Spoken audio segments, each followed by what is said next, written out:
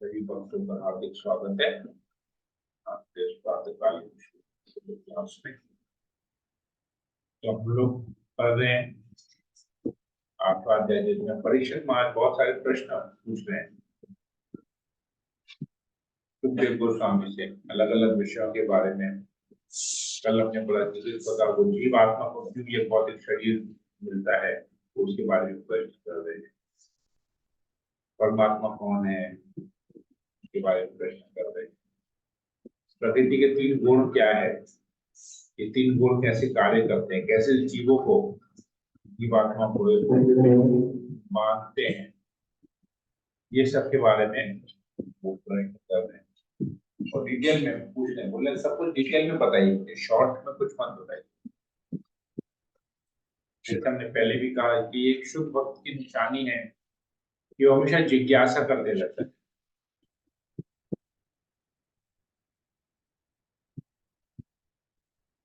कि पहले उन्होंने अलग अलग भगवान के अलग अलग अवतारों के बारे में प्रश्न पूछा। ये और भी प्रश्न पूछते हैं, और आगे पढ़ेंगे। 15 नंबर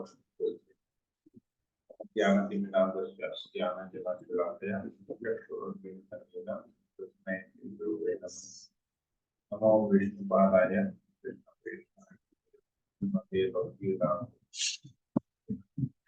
नमस्ते सरस्वती देवी गौरवान्विताय हे कृष्णा करुणा सिंधु सप्तकांचन गौरांगी राधे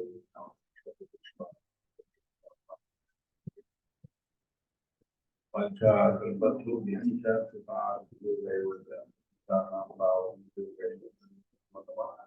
जय श्री कृष्ण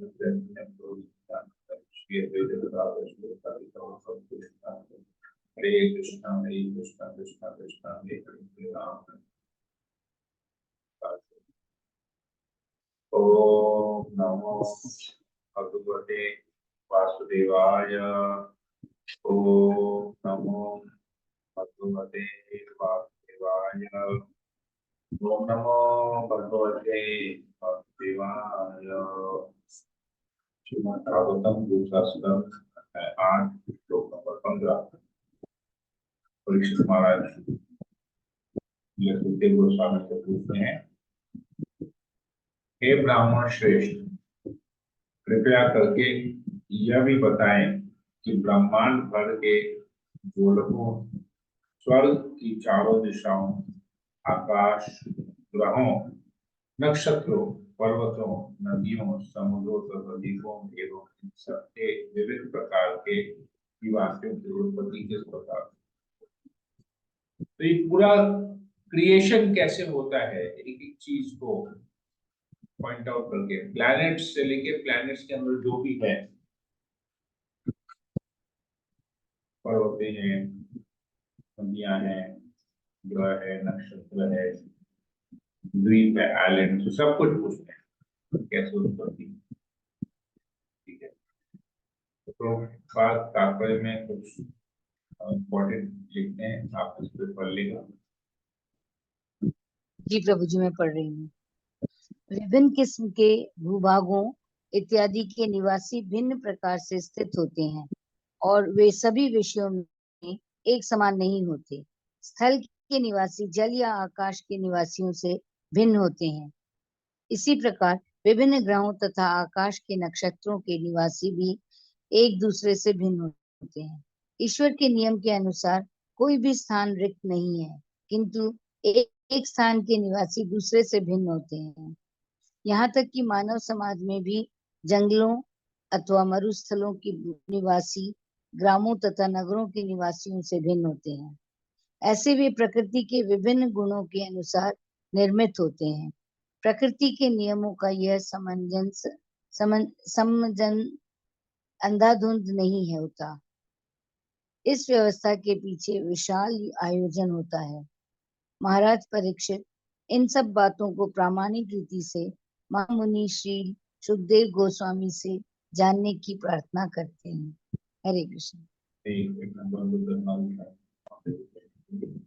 तो हर एक जगह में ना अलग अलग निवासी, ऐसा नहीं है कि यहाँ पर कोई नहीं, कोई पर्टिकुलर जगह में कोई कैसे रह सकता है। कभी कभी ऐसा सोचते हैं कि इतना रेगिस्तान, इतना बड़ा रेगिस्तान, यहाँ पर कोई कैसे रह सकता है, तो कुछ है ही नहीं, पानी नहीं है, कुछ नहीं है, कैसे रह सकता है कोई? ऐसा नहीं है। हमारी सोच सीमित है, इसलिए हमको लगता है कि वहां पर कोई नहीं रह सकता, जंगल में कोई नहीं रह सकता, और कुछ सब जगह है। ये मार्स पर एक्चुअली सब डिटेल में जानना था। तो ये अगर जैसे चंद्रमा में जैसे देखते हैं कि बहुत सारे मून लैंडिंग मिशन हुए, और मून लैंडिंग मिशन में क्या पता चला कि वहां पर केवल पत्थर है, धूल है, मिट्टी है, पत्थर है। तो चंद्रमा इतना सुंदर ग्रह है, देवताओं का घर है। तो देवताओं का घर स्वर्ग में ये सब चीज संभव नहीं है, वो बहुत सुंदर जगह है। तो एक बार प्रभुपाद जी के शिष्य ने प्रभुपाद जी को बोला, जब अमेरिका मून लैंडिंग मिशन कर रहा था, तो प्रभुपाद के शिष्य बहुत एक्साइटेड था, अमेरिकी था, इसलिए एक्साइटेड भी था। उधर आके जब मून लैंडिंग मिशन हुआ तो उसने कहा कि प्रभुपाद प्रभुपाद, अमेरिकन लोगों ने चंद्रमा में, तो चंद्रमा में चले गए। प्रभुपाद ने पूछा उनको उनको वहां से क्या मिला? बोले उनको वहां पर पत्थर और धूली मिली है। बोले वो चंद्रमा हो ही नहीं सकता है, क्योंकि चंद्रमा इतना सुंदर ग्रह है, देवता रहते हैं, चंद्रदेव रहते हैं वहां, तो उधर वैसा कुछ हो ही नहीं सकता, देवता तो रहते हैं। तो मतलब इस वर्तमान शरीर में वहां नहीं जाया जा सकता, हर जगह के लिए शरीर अलग होता है। यहाँ पर हम पढ़ रहे हैं भागवत में, तो हर लोक के लिए, हर प्लैनेट के लिए सेम शरीर नहीं होता है, शरीर का आकार अलग होता है। इसी जगत में अगर हम ले लेते हैं, हम दूसरे ग्रह की बात ही नहीं करते फिलहाल, अगर हम केवल इस पृथ्वी की, प्लैनेट अर्थ की बात करते हैं, तो हम जैसे मनुष्य, हम इसी प्लैनेट में पानी के अंदर कितना समय रह सकते हैं?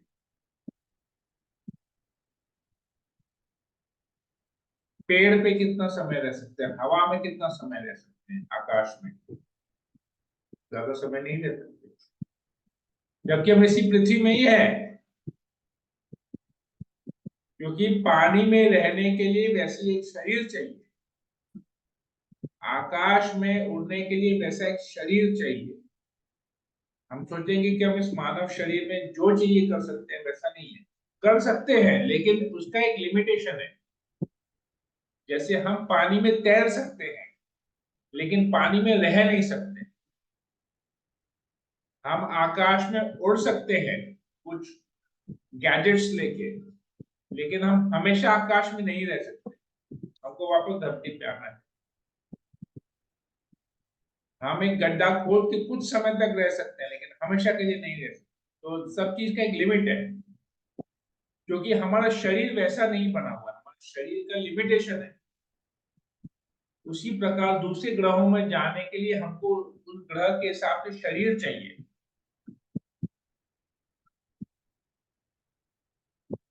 तो सूर्य लोक अगर जाने, तो सूर्य लोक में जाने के लिए वैसा शरीर चाहिए, क्योंकि सूर्य देव तो है, सूर्य देवता हैं, तो वो रह रहे हैं ना अपने वहां पर। चंद्रमा के देवता हैं तो अपने चंद्र ग्रह में रह रहे हैं ना, उनका वैसा एक शरीर है। उसी प्रकार अगर हम मछली को पानी से निकाल के अपने घर पे बिठा दें और डाइनिंग टेबल पे बिठा दें, तो मछली खत्म हो जाएगी, इट विल नॉट सर्वाइव। क्यों? क्योंकि उसका सर्वाइवल वाटर, पानी में है, धरती पे नहीं है। तो ये समझना पड़ेगा। तो यही चीज परीक्षित महाराज जानना चाहते हैं कि कहाँ पर कैसे कौन कौन से लोग में कौन कौन से लोग रहते हैं, उसके बारे में डिटेल में आपको।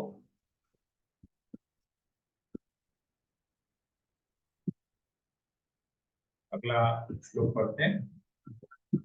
साथ ही कृपा करके ब्रह्मांड के बाहरी तथा भीतरी विशिष्ट भागों, महापुरुषों के चरित्र तथा कार्य और विभिन्न वर्णों एवं जीवन के चारों आश्रमों के वर्णीकरण का भी वर्णन। तो महापुरुषों के चरित्र के बारे में बताइए। महापुरुष मतलब जो भगवान के शुद्ध भक्त हैं, पूरे ब्रह्मांड में कहाँ कहाँ पर है, और केवल इस ब्रह्मांड के भीतर, ब्रह्मांड के बाहर भी कुछ कुछ ऐसी जगह है जहाँ पर महापुरुष रहते हैं, तो उनके बारे में बताइए। वर्णाश्रम सिस्टम के बारे में बताइए। तात्पर्य कोई पढ़ लेगा? मैं पढ़ू प्रभु? हरे कृष्णा प्रभु, मैं पढ़ू? हाँ, मीना गुप्ता बात पढ़ लीजिए। महाराज परीक्षित भगवान श्री कृष्ण के विलक्षण भक्त हैं, अतो ये भगवान की सृष्टि की संपूर्ण महत्ता को जानने के इच्छुक है। वो ब्राह्मण के आंतरिक तथा बाहरी अवकाश के विषय में जानना चाहते हैं। ज्ञान की वास्तविक खोजों के लिए इस विषय में पूरी तरह जानना सर्वथा उपयुक्त है। जिनका ये मत है कि भगवत भगवत भक्त मात्र भावना के संतुष्ट हो जाते हैं, वो महाराज परीक्षित की जिज्ञासा से ये देख सकते हैं कि विशुद्ध भक्त वस्तुओं के पूरी तरह जानने के लिए कितने उत्सुक रहते हैं। आधुनिक विज्ञानी जब ब्रह्मांड अंतरिक्ष के आंतरिक अवकाश के विषय में जान पाने में बाधित करने वाले अंतरिक्ष के विषय में क्या कहा जा सकता है।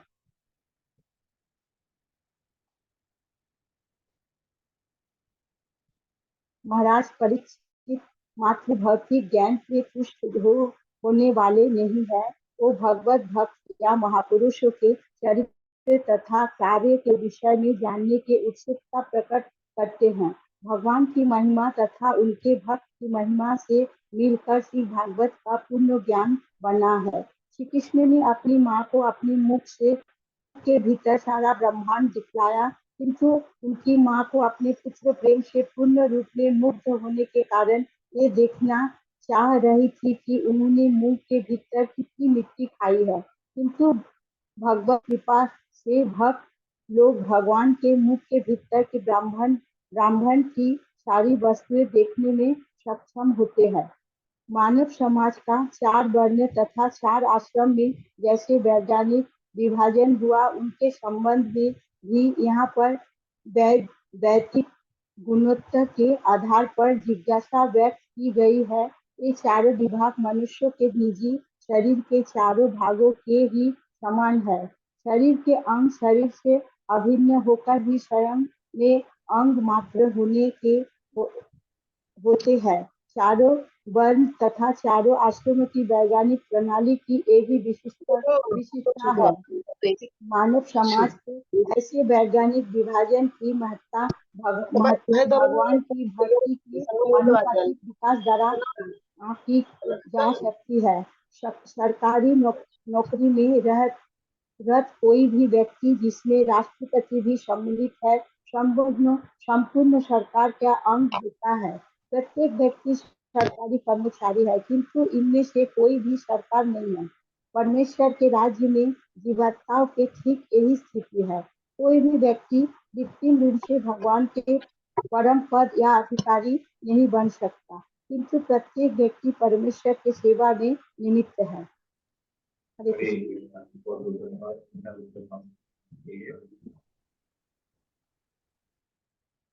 यहाँ पर प्रभुपाद जी समझाते हैं कि कैसे भक्त जो है ना, वो खाली भाव नहीं रहता उसमें, भावना में आ गया, कोई काम धाम नहीं है, कुछ ज्ञान नहीं है, बेवकूफ है, तो चलो भक्ति कर रहे हैं, ऐसा नहीं है। भक्त सबसे बड़ा ज्ञानी होता है, क्योंकि वो ऐसे ही भक्ति नहीं करता, उसको पता रहता है क्या है क्या नहीं है, उस हिसाब से वो भक्ति करता है, पूर्ण ज्ञान में रह के भक्ति करता है। ज्ञान मिलता है, सही सही ज्ञान, तभी से तो वो भक्ति कर पा रहा है, भावना से नहीं करता है। चलो हो गया, ठीक है, मैग्नेटिज्म नहीं करो, तो ज्ञान होते वो तभी वो भक्ति करता और शरणागत होता है। ये चीज यहाँ पर बोलता है, बता रहे। आगे वो कहते हैं, कृपा करके सृष्टि के विभिन्न युगों तथा उन सबकी अवधियों का वर्णन कीजिए। मुझे विभिन्न युगों में भगवान के विभिन्न अवतारों के कार्यकलापों के विषय में भी बताइए। तो हर युग में भगवान क्या क्या अवतार लेके आते हैं, क्या क्या लीलाएं करते हैं, वो सब के बारे में भी बताइए। तो तात्पर्य कोई पढ़ लेगा।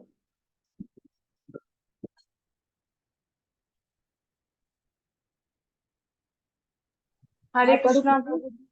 अच्छा, नया पढ़िए शर्मा ना। माता जी पढ़ लीजिए।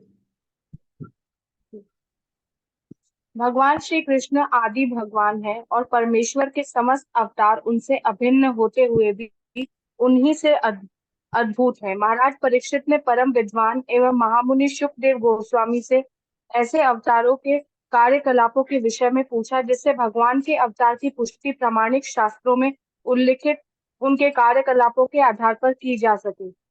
महाराज परीक्षित सामान्य मनुष्य की विचारधारा में बहकर भगवान के अवतार को आसानी से स्वीकार करने वाले जीव न थे, अपितु वे वैदिक साहित्य में वर्णित और शील सुखदेव गोस्वामी जैसे आचार्य द्वारा पुष्ट लक्षणों के आधार पर ही उसे स्वीकार करना चाहते थे। भगवान अपनी अनंत रंगा शक्ति से प्राकृतिक नियमों की किसी अनिवार्यता के बिना अवतरित होते हैं, फलतः उनके कार्यकलाप भी असामान्य होते हैं। भगवान के विशिष्ट कार्यकलाप उल्लिखित हैं और हमें यह जान लेना होगा कि भगवान के कार्यकलाप तथा स्वयं भगवान एक हैं, क्योंकि वे परम स्तर पर स्थित हैं। अतः भगवान के कार्यकलापों के विषय में सुनने का अर्थ है भगवान के प्रत्यक्ष संगति करना, और भगवान की प्रत्यक्ष संगति का अर्थ है भौतिक कल्मश से शुद्ध की विवेचना हम पिछले खंड में कर चुके हैं। हरे कृष्ण। हरे कृष्ण। तो यहाँ पर भगवान के अलग अलग अवतारों के बारे में, उनकी लीलाओं के बारे में डिटेल में, पहले तो संक्षेप में ब्रह्मा जी ने बता दिया था सार्वजनिक को, वही चीज को सुखदेव गोस्वामी ने परीक्षित महाराज को रिपीट में बताया था। आप चाहते हैं डिटेल में कब कब आते हैं, ये सब अवतार आते हैं, कब कब आते हैं, किसके युग में आते हैं, क्या कार्यकलाप करते हैं, तो डिटेल में बताइए। क्यों? क्योंकि प्रभुपाद जी लिखते हैं कि भगवान के कार्यकलापों के बारे में सुनना मतलब भगवान का संग करना, प्रत्यक्ष संग करना। और भगवान का प्रत्यक्ष संग करने का मतलब है भौतिक कल्मश से मुक्त हो जाना। भगवान की कथा सुनने का महत्व यहाँ पर हम आगे पूछते हैं, कृपा करके यह भी बताइए कि मानव समाज के सामान्य आध्यात्मिक संपर्क सूत्र क्या है, धर्म में उनके विशिष्ट कर्तव्य क्या है, सामाजिक व्यवस्था तथा प्रशासकीय राजकीय व्यवस्था का वर्गीकरण तथा विपत्तिग्रस्त मनुष्य का धर्म क्या। धर्म, धर्म शास्त्र के बारे में, ड्यूटीज क्या होना चाहिए, लोगों का कर्तव्य क्या होता है, धर्म के प्रति क्या कर्तव्य, सामाजिक व्यवस्था, सोसाइटी के प्रति क्या कार्य है, प्रशासकीय राजकीय व्यवस्था मतलब एडमिनिस्ट्रेशन कैसे करना चाहिए। देखिए सारी चीज बताया, एडमिनिस्ट्रेशन कैसे करना चाहिए, society, welfare of the society, human society के बारे में क्या करना चाहिए, कैसे समाज का उद्धार हो, समाज में सबको ही शांति सुख शांति से कैसे रहें प्रॉपर, उसके बारे में पूछते हैं। क्या क्या कर्तव्य, अलग अलग लोगों को क्या क्या कर्तव्य, धर्म क्या कहता है, धर्म के हिसाब से समाज में कैसे रहना चाहिए, धर्म के आधार पे कैसे राज्य चलाना चाहिए, सब कुछ है। जब कोई व्यक्ति विपत्ति में होता है तो उसके किस प्रकार धर्म का पालन करें। तो धर्म क्या है, कहाँ उसका जजमेंट करना चाहिए, कहाँ नहीं करना, ये सब चीज यहाँ पर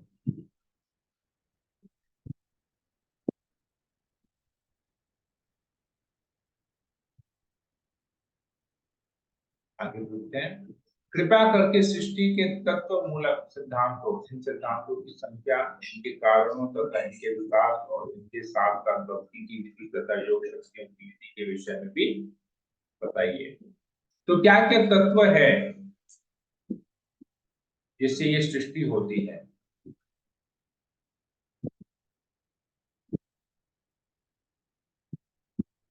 जो सिद्धांत है, रूल्स एंड रेगुलेशंस हैं, जिससे ये सृष्टि होती है, कैसे सब कुछ चल रहा है, कैसे फंक्शनिंग चल रहा है, उसके पीछे क्या कारण है ऐसे चलने का, के विकास के बारे में, डेवलपमेंट के बारे में, भक्ति भक्ति कैस जगत जगत में रह के, भौतिक जगत से कैसे भक्ति करनी चाहिए, ये सब इसके बारे में। महान योगियों के ऐश्वर्य क्या है और उनकी परम गति क्या है। पूर्ण योगी किस प्रकार सूक्ष्म शरीर से विरक्त, इतिहास की शाखाओं तथा पूर्ण पुराणों समेत वैदिक साहित्य का मूलभूत ज्ञान क्या है।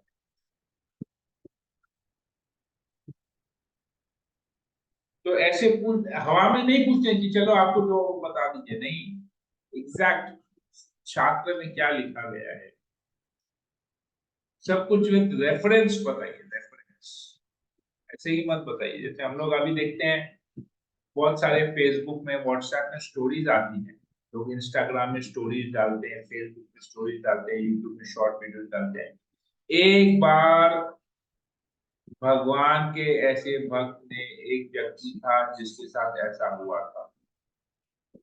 भाई कौन व्यक्ति था, कब हुआ था, एक बार एक व्यक्ति ऐसा किया था तो भगवान ने उसको ऐसा वरदान दिया। कौन, नहीं, मन गणंत है, ऐसा शास्त्र में, इतिहास में, कहीं पर पुराणों में कहीं कुछ लिखा हुआ नहीं है, लेकिन लोग उसको सुन के बहुत प्रभावित होते हैं। अरे वाह, मजा आ गया सुन के। परीक्षित महाराज ऐसा नहीं पूछ रहे हैं,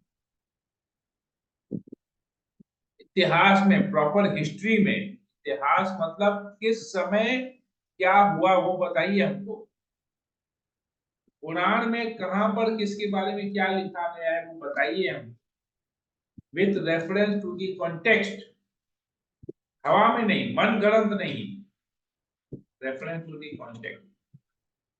यही सही ज्ञान है, यही सही ज्ञान लेने की, सुनने की, बोलने की विधि है। रेफरेंस होना चाहिए, हवा में नहीं होनी चाहिए वो बात, मन गणंत नहीं होनी चाहिए, कोई रेफरेंस। लेकिन हम इतना सब कुछ ज्ञान लेने के बावजूद भी हम अभी भी ना फेसबुक व्हाट्सएप में ऐसे कुछ, जो लोग अपने हिसाब से पब्लिसिटी के लिए कुछ वीडियो डालना है, लोग उसको लाइक करें, उसके फॉलोअर्स बने, ऐसे अलग अलग वीडियो डालते हैं और लोग उनको सुनते भी हैं, सुन के आनंद भी लेते हैं। ये हमारी, क्या उसको बोलते हैं, इतना सुंदर हमारे पास प्रभुपाद का दिया हुआ सब कुछ है, फिर भी हम ऐसे तुच्छ ज्ञान के पीछे उसमें आनंद लेते हैं। ज्ञान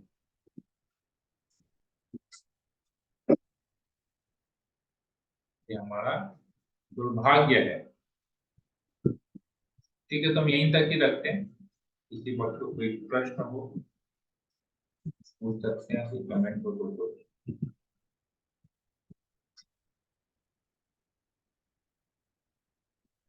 पूछना है किसी को।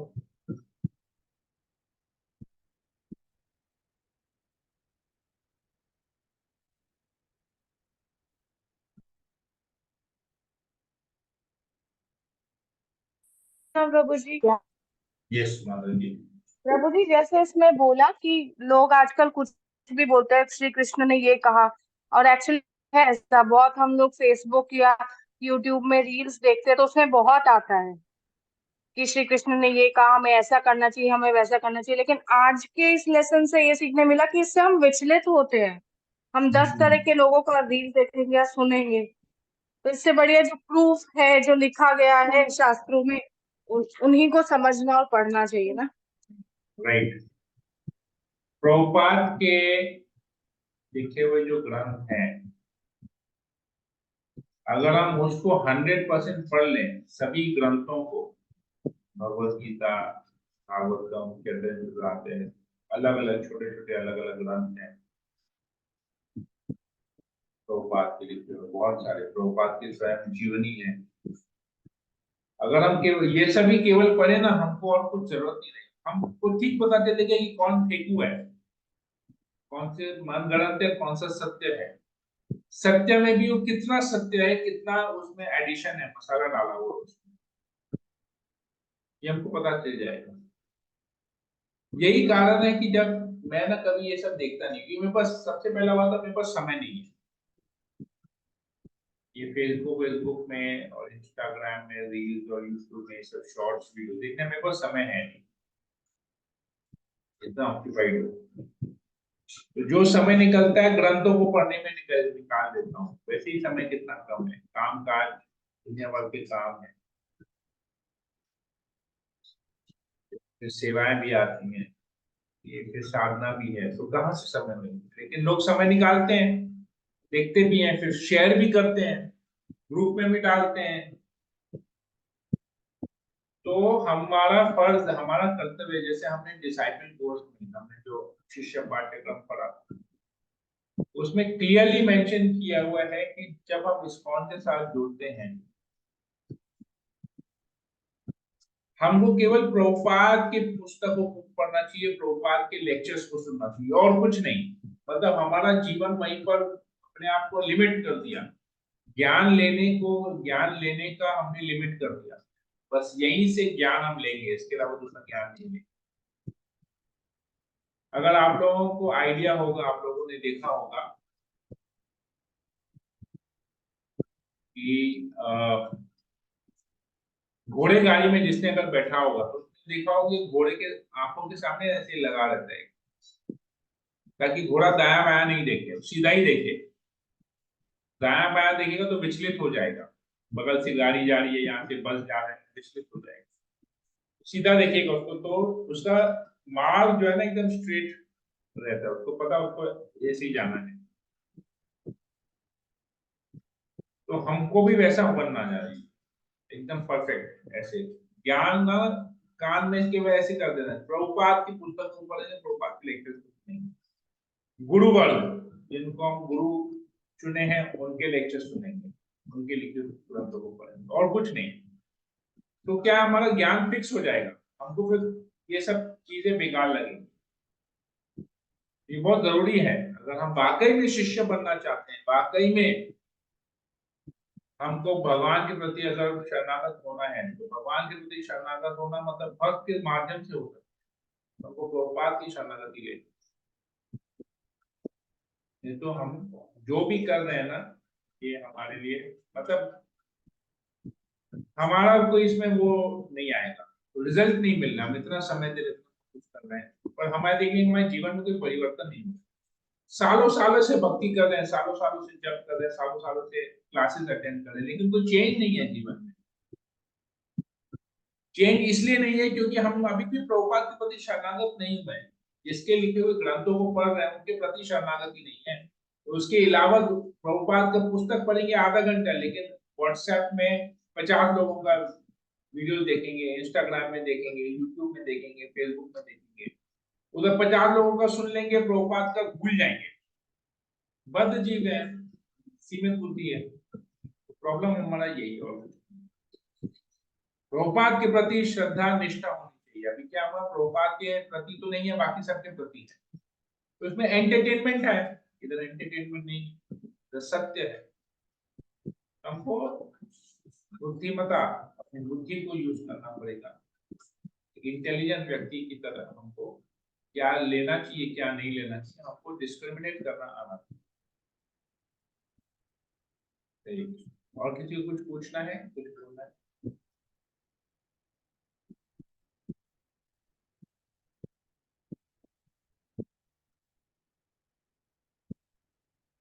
नहीं, ठीक है, तो मैं कृष्णा सेशन को यही, यस आश्रम माता जी।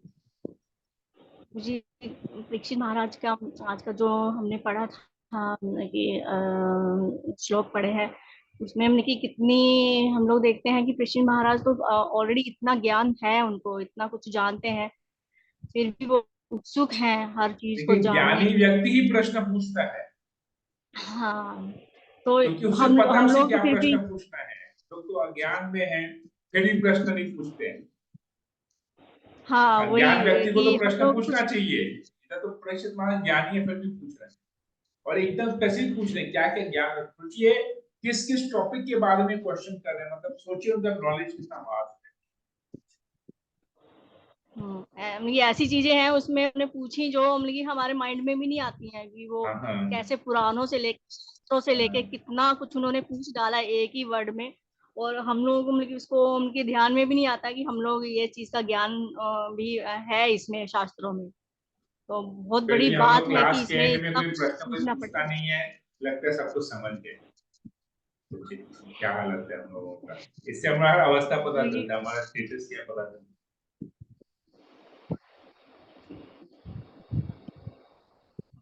ठीक है,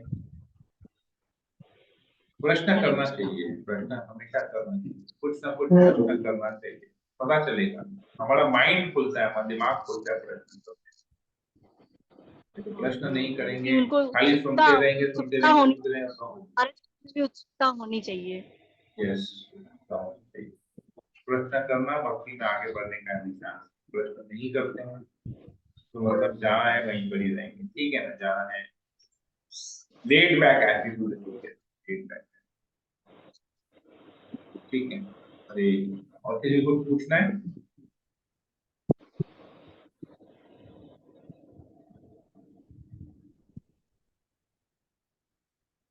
प्रश्न नहीं पूछने का मतलब ये है कि यार सब कुछ समझ गए या कुछ नहीं समझे। सब कुछ समझ गए तो परीक्षित महाराज जैसे हो गए, जिनको सब याद है फिर भी प्रश्न पूछते हैं, और कुछ नहीं समझे तो मतलब अभी भी भक्ति नहीं है, इसे कुछ समझ में ही नहीं आ रहा है, तो क्या प्रश्न पूछे। तो उनकी दुविधा है। ठीक है, मैं सेशन को यही करता हूँ। हरे कृष्णा कृष्ण कृष्ण हरे हरे राम राम। पंचाकल्पतरुभ्यश्च कृपा सिन्धुभ्यश्च पतितानां पावनेभ्यो